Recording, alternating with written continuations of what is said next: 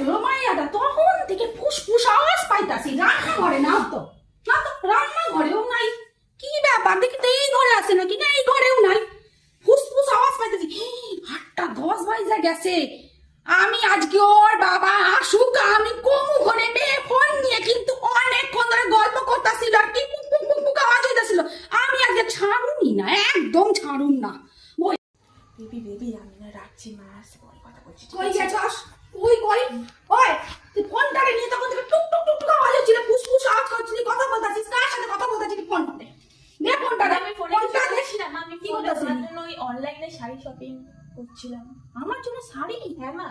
আমি জানি না মা, তুমি এত ভালো করতেছো আমার জন্য, আর আমি তখন থেকে বকাবকি করতেছিলাম। আমার শোনা মা, চাউমিন খাবা? চাউমিন খাবা? আমি চাউমিন বানাবো। আচ্ছা ঠিক আছে, তুমি ফোন নিয়ে যে টুকটুক করে অনলাইনে কি কাপড় ইয়ে